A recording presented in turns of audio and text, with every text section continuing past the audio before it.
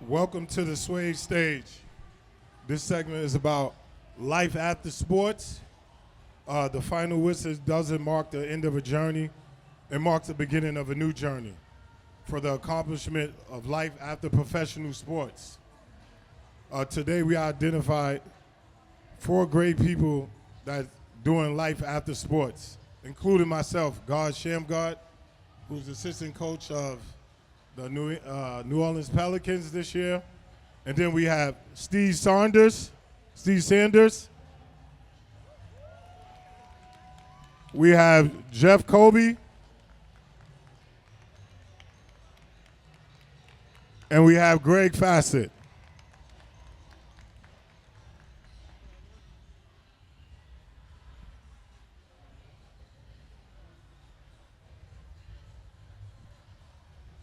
What's up, bro? Hey, man, everybody, welcome to the stage. It's good to see everybody. Everybody's at the Essen Festival looking good, black and proud. Everybody got the good upkeep. Absolutely. After the sports. Well, this segment right here is just about, life after sports. We prepare our whole life to be great at what we do. How is important is it to have life after sports? I mean, I tell you what, I think it's very important from an athlete's perspective because our entire life is raised around some form of structure. Like, we're told where to go, we're told where to be. And after the game, nobody's telling you where to be and where to show up. So you have this transition period of where you're trying to figure out, number one, who you are and what's your identity. That's one of the reasons why I try to tell young athletes, especially nowadays, don't let your identity be a sport. Like, if your identity is in the sport, you'll lose who you are. And always use the game. Don't let the game use you. So when you walk away from this game, walk away with it with something, because if you don't, then the game used you. Yeah, man, I love that. I think one of the biggest things for me is understanding there's a player and there's a person. And it's always important to separate the professional from the person. And, many times as athletes, to your point, we're so groomed to be performative that everything that's in your nature is about what you do and produce, not who you're becoming. And as he mentioned with the identity dynamic, when you wrap everything it is that you know into how people perceive your value, then the world get to dictate that. And life after sports means you have to now recreate a value that has nothing to do with being on a football field, a basketball court, baseball, any of those things. And it's not just about how you see you, it's about how other people see you and want to hold you back to the life that you once was in. I always try to kind of replicate the idea of basketball when it comes to life, because you got four quarters, right? And every single quarter has a different objective and a different goal. And when you think about life after sports, it comes down to understanding what your goals and objectives are. Sometimes it might be for the team. Sometimes you might have to go and really dig deep and go and get yours. But at the end of the day, finding your purpose and your passion and your mission is one of the most important things. Although sports gives you the great attributes and characteristics and habits in order to become that person you need to become, ultimately, when it comes down to figuring out who you are and what your identity is, that's when you really start to see life through a different lens. I have a question. So, how hard it is to re-enter into life after you become a great athlete, in sports? Because no matter what level you get to, when you get to professional, whether you're the 15th man or the first man, you are a great athlete. Like, that's what I firmly believe, right? Because you've done things that most of the people and most of the world wish they can do. So how hard it is to enter the world in a way of not feeling guilty from spending so much time trying to work on your performance, where you're missing family, you're missing kids, and not every day be Christmas no more. I think for me, I can speak personally, it was very hard. It was hard to a point to where I was depressed and didn't know it.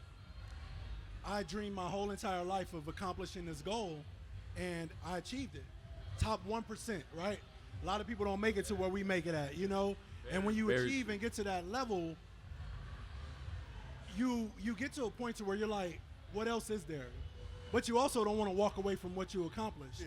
So going through a level of transition was depressing for me, and I didn't even know it. Yeah, because So- we functional depressed people. Exactly. And also, too, from a young age, we're taught, especially boys, but even girls in sports, don't show weakness. Don't cry. You know, you go through that sense of false masculinity as a young man, and then when you get to a point to where you're an adult and you're transitioning back into the real world, you have to relearn emotional intelligence. So I had to go through that transition period of relearning who I was emotionally and then how I apply that to the rest of my life. So once I was able to figure that out, it took me to go see a professional. It took me to start to understand that my value wasn't in anything with the ball. And I was called to do more than anything I could do with a ball in my hand. So once I was able to find that purpose and what the rest of my life was going to look like, I was able to walk with my head held high and feel confident and transitioning away from the game.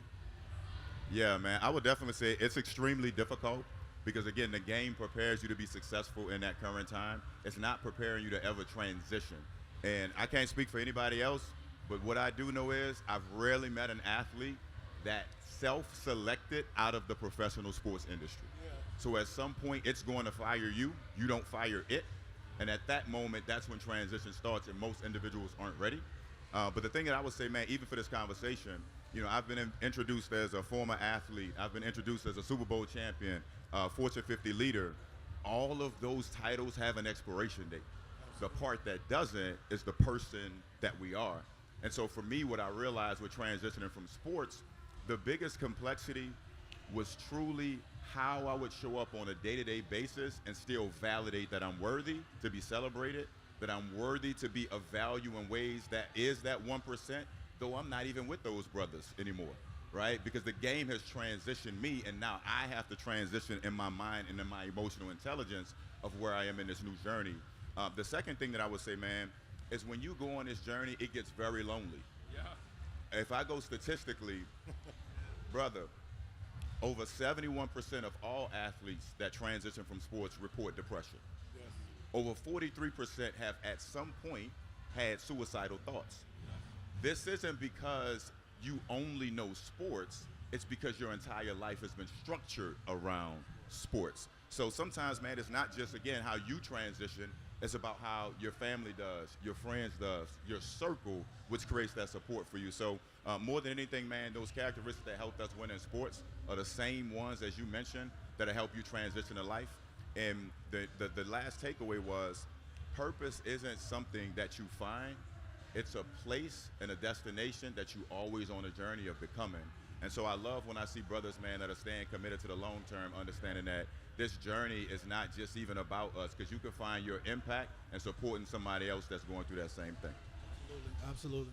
I want to go off of both of your points, because in order to become that 1% in the entire world, you have to really have it in you.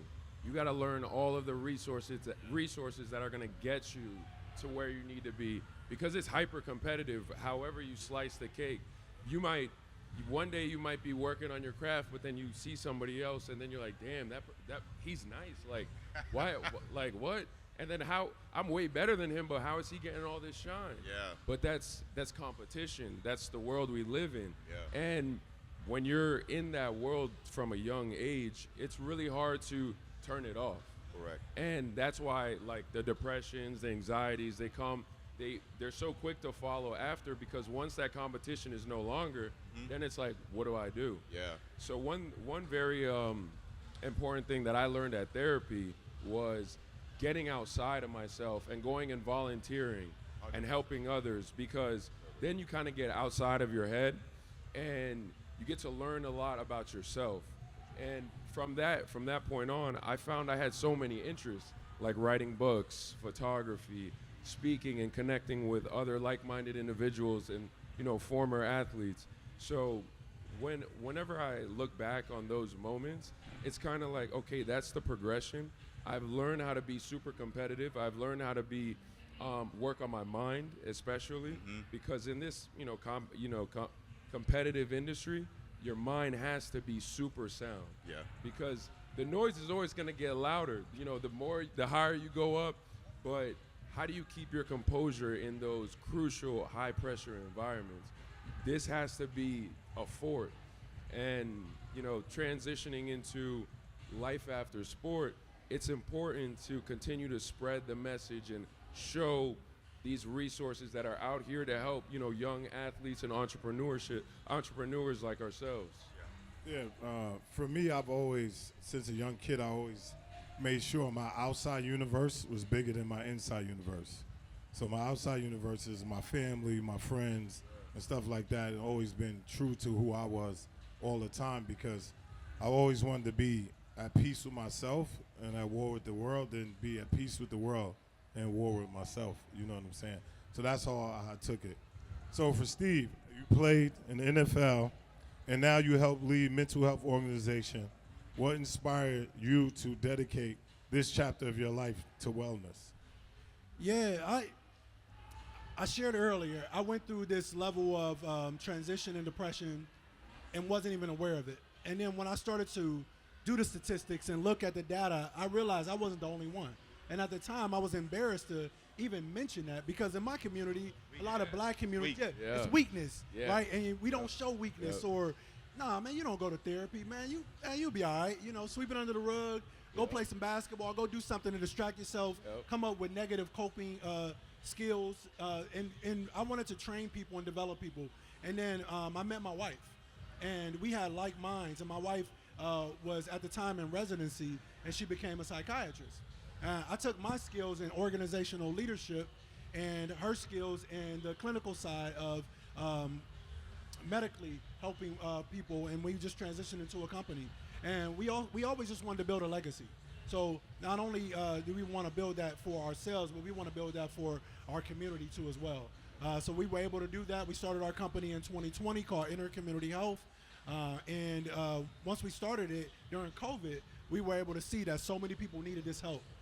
We relocated to the Atlanta area in 2022, and we've been down there for the last 4 years, and things have been phenomenal. And what you realize when you start a company like this in mental health is that there's so many people you free in helping and provide resources to who are not going to ask for that type of help because of the stigmas around mental health. And at this point now, we're starting to see those stigmas come down. People openly talking about getting therapy, seeing a psychiatrist, and those are things that we need to be able to do when we're not in crisis.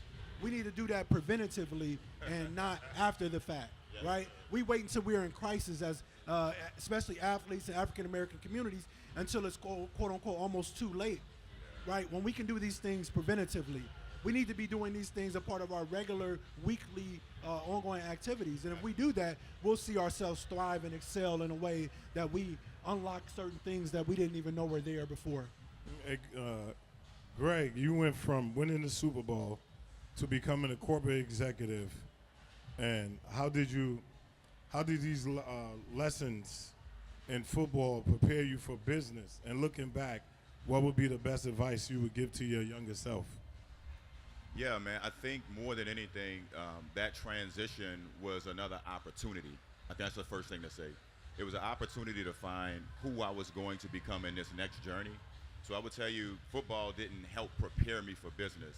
What football did is unlock and uncover the champ that was already within me and allow me to transition and transfer those skills. One of the things that I try to tell athletes more than anything else is you don't become a part of that 1% by happenstance. And so I actually developed what I call a champ framework around this. It's CHAMP. So the C is character, right? And the character is so important because we see it in every day. It's brothers that get phenomenal opportunities that they can't withstand because their character can't keep them in rooms that their talent got them into. So the second part is the H. Your habits is what you're going to do, but more importantly, it's who you're going to become. Those habits as an athlete, it's not questionable about how you feel, which is one of the reasons why we struggle sometimes with that emotional bandwidth, but it's more so about how you show up consistently despite how you feel. The A is for accountability, the M is for mindset, and the P is for performance. The reason I said that is because when I walked into corporate America, it wasn't about skills, it wasn't about intellect, it was truly about who was going to be there for the next person, who was going to support them, pour into them, and ultimately when things got tough, could you separate your emotions and your feelings from what the mission was to be successful? So man, I really would tell you that, ultimately, that transition to business, it helped me see that there was another opportunity to play ball in a new phase of life. Absolutely. And now, Jeff, in your journey, taking you from Columbia University to play professional basketball player around the world, and like you said earlier, you becoming an author, entrepreneur, and a speaker, what message you hope that people take away from your story when it's all said and done? I would say my story is it's pretty unconventional because, you know, at a young age, once I got good at basketball, I didn't get what I wanted, so I had to pivot. And that's one of the things that's important in basketball and in life, being able to pivot.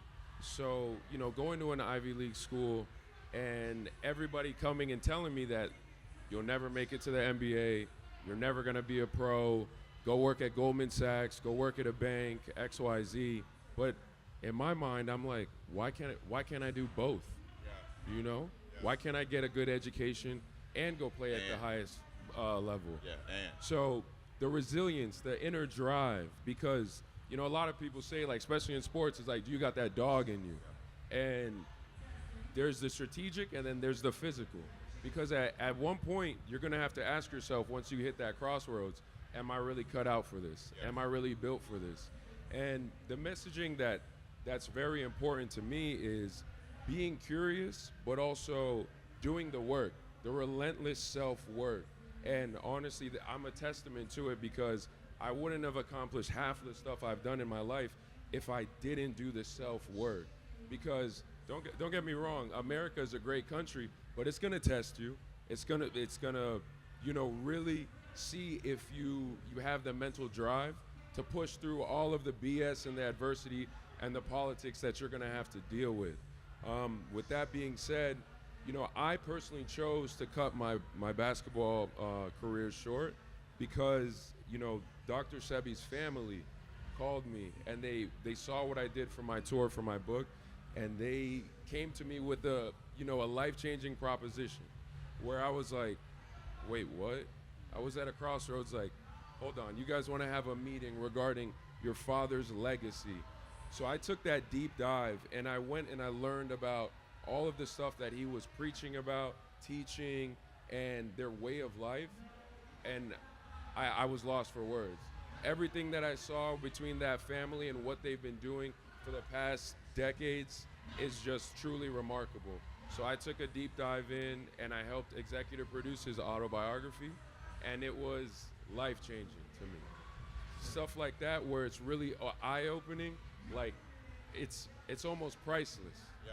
So, like, for me, growing up in New York, you know, being in Harlem, I get to see it every day. So, like, for me, it was a little bit different because I get to see people like me being successful, right? I grew up around Jay-Z. I grew up around Mason Cam as my best friends. So I grew up not just as a basketball player.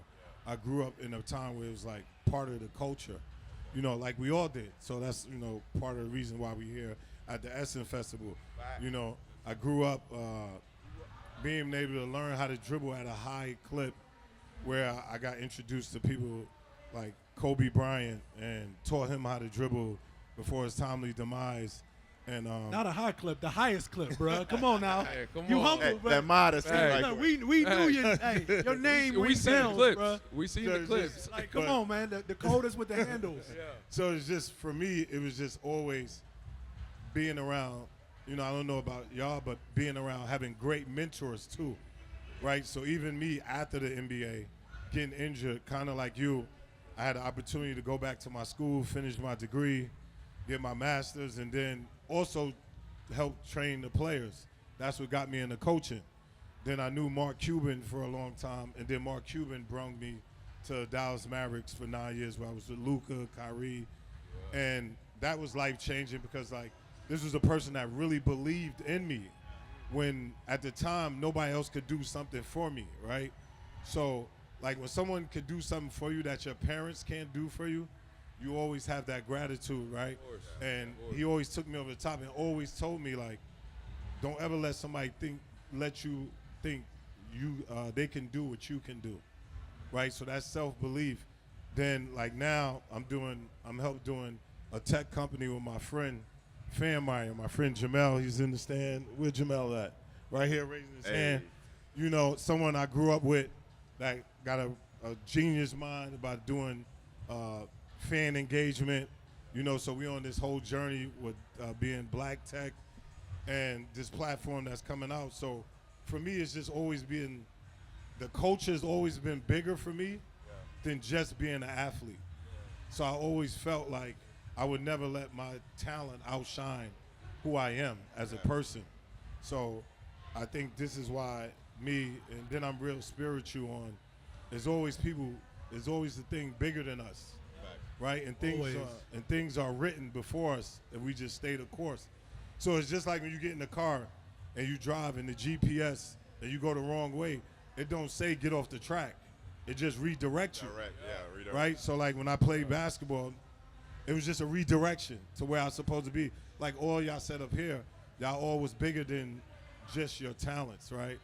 So I appreciate all y'all coming out here for the Essence Festival, because we need this for our younger youth.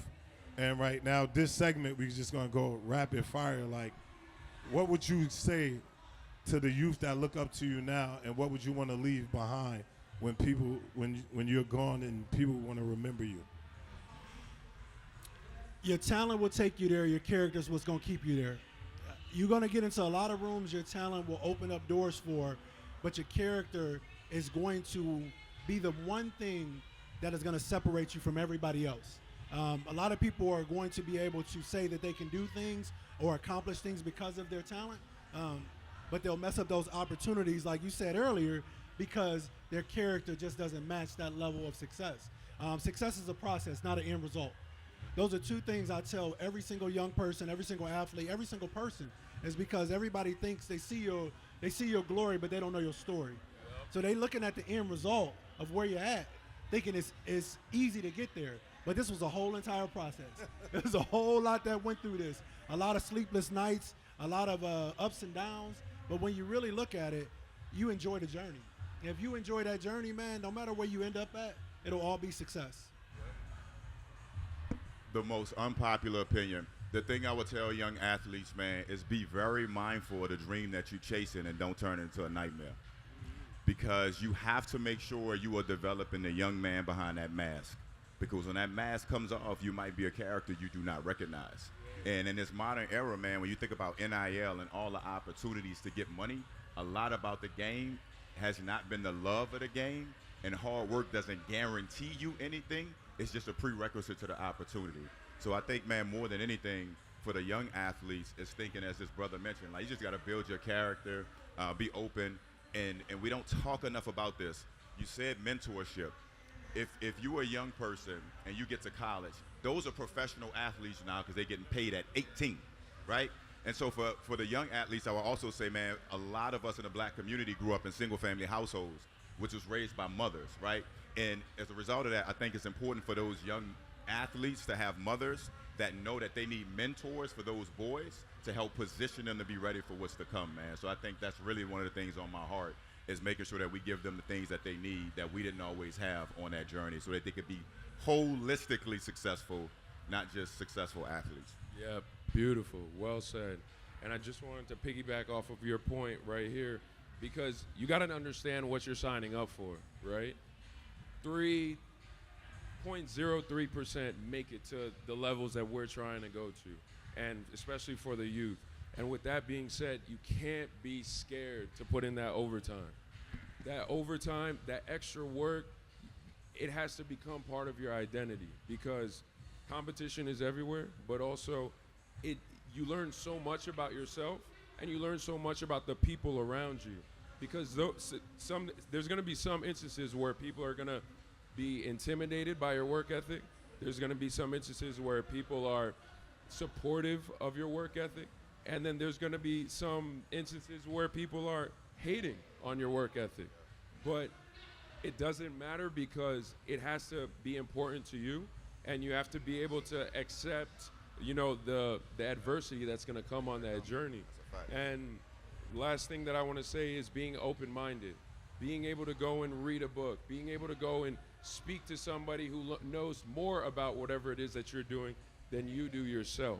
And yeah, last but not least, being coachable, because that's exactly how you say the hard work will get you in, but your character is gonna have you stay, but also being coachable, because at the end of the day, we all want to win. And for me, I would say, like people say this word humble and stuff like that. But for me, it's bigger than being humble. It's like knowing where it come from, right? We get to do this, right? We don't have to do this. It's a privilege. So it's a privilege at all times. And for me, I just stay in the moment of that I'm blessed to do this. So that's why I am what I am. And for the people that I know, because we have people, this is the fun part. For each of you, what's the craziest gift you bought yourself that if you could change it now, what would you change it to? Looking away. Because I know we all bought something like when we first make it, or we bought for somebody else. So what is the craziest gift you bought yourself? And if you had a chance to do it over that same pay, what would you change it to, being at where we at now? Man, I'd say the craziest thing I bought myself, it was early on, man. I wasn't making a lot of money, but I bought what was it? A Challenger when they first came out. The Dodge changed. Was it Challenger or Dodge Challenger, yeah. right? Yeah. Man, I had that car for 2 years. I blew the engine out. I messed it all up. And if I could do it all over again, man, because cars don't carry value, man. Buy a used car. You know what I'm saying? Yep. Like, you don't need all that stuff. You change cars up. But if I could do it all over again, I would take that money and I will put it into property. Honestly. Yep. If I knew now what I knew then, imagine back in, I came to the league in 2006. If I would have bought land, where that property and land would value be at now. That's the way I think now. So even at the age of 43 years old now, I understand what is my life going to look like at 63. So I'm taking those same principles now, thinking about the next 20 years of my life. Yeah, man. I remember Kanye said, man, I went to Jacob with $25,000 before I had a house, and I'd do it again. Yeah. Oh, man, the first two things I bought, literally, I was going into training camp, man. The ink wasn't even dry on my contract. I went straight to the dealership, got a brand new truck, and then went and bought a watch. I didn't even get an apartment yet. Thanks. Financial literacy don't do. But look, in retrospect, man, I think what I would have done is a multifamily property. Real quick, people always say in the NFL, don't buy property. What they're talking about in sports is don't go buy a 15,000 square foot home. Yes. But I would have bought a multifamily property, man, lived in one unit, rented out the rest, let that stack and flipped it. That was the game I'd have given. Yeah. I would say after my first season in Barcelona, I came back to America, and that's when I started training with the Knicks. I did some dumb shit. I'm gonna be very honest. We all did. I went to the Porsche dealership, and I'm 6'9" too. And they sell you up a wall. They're like, oh, do this, do that, customize this, boo boo. You can put all types of stuff. So lo and behold, customized a 911 Turbo S, dropped the top, and then next thing I know, I'm traveling the whole world, so I barely get to drive it. And, to both of your points, I would say putting it in a property, giving it to your financial advisor to, be something that's going to be fruitful in the long run. And compound interest is the name of the game, honestly. Something I wish I would have learned back then as opposed to buying a depreciating asset. But those weekends I was driving it in Miami, Hey, you Of had a time. course. You had a time. yeah, I was having a time. For me, it's like the same thing. I got drafted to the Wizards. Like you said, before I got an apartment, I bought a Lincoln Navigator, put BBS rims, TVs in it, stuff like that. Paid But in the full. crazy part is, my friend came and he was like, in Harlem they was selling brownstones for $1. What? And he told me about it, and I was like, man, I'm not trying to be nobody's landlord. This was the young me thinking. And now those brownstones worth $6 million. Yeah. The Dumbo Yeah, line. Dumbo Oh comment. my God. So I just wanted to say thank all y'all for coming up here. Sure. I appreciate y'all for coming here, sharing your story. Y'all all look good. Y'all all keeping yourself upkeep. Appreciate that. Let's keep mentoring these young brothers. And I would say that's a wrap for the stage swage. And I would say everybody at the Essence Festival have a great weekend and keep building. Like you said, we got to keep building each other up. We got to keep sitting down and just you know, the one thing I take from back in the days from the 70s and 60s, those people used to sit around and build each other and talk to each other Absolutely. and have great conversations and just build and talk about life. And I think us, you know, in the world, we need to get back to that. You know, not just black, just all of us in general need to get back with just sharing the knowledge and helping each other grow and just make the world a better place. You know, but that's a wrap for us. Thank everyone for coming Thank out y'all here. for entertaining Drop us. We some appreciate gems y'all. up here, man. I hope they was taking notes, bro. Y'all was I was taking notes. That was dope.